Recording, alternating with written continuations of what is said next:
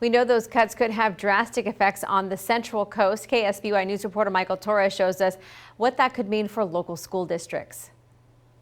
In the new proposed budget, Governor Newsom announced $7 billion in spending could be slashed to K-12 education, and a pay cut could be on the way for state workers, a decision that poses significant challenges for local school districts. With a 10% cut and all of these added costs, I just don't know how we can do it. Thursday's news of budget cuts to the state's education system wasn't a shock to local school districts, but it's a harsh reality districts are searching for ways to deal with. I thought that it might be worse today than kind of what it came out with, but make no mistake, it's pretty devastating to school districts throughout the state in terms of how they're going to deal with this potential reduction. Governor Newsom also said today that federal aid would help avoid proposed budget cuts in education and pay cuts for state workers. But if help doesn't come, 10% pay cuts to employees could be devastating to school districts.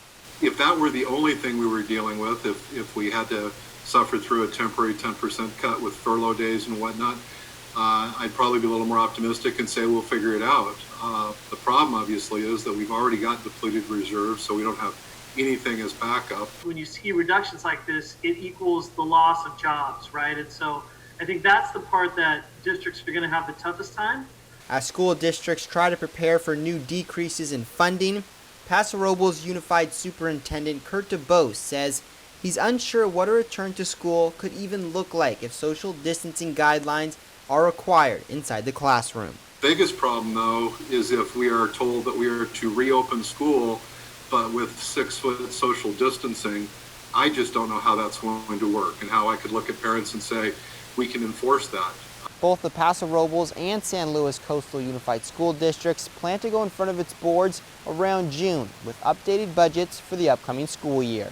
Reporting in San Luis Obispo, Michael Torres, KSBY News. Newsom said billions more in cuts to schools can be avoided by tapping federal coronavirus funding and reducing some tax perks.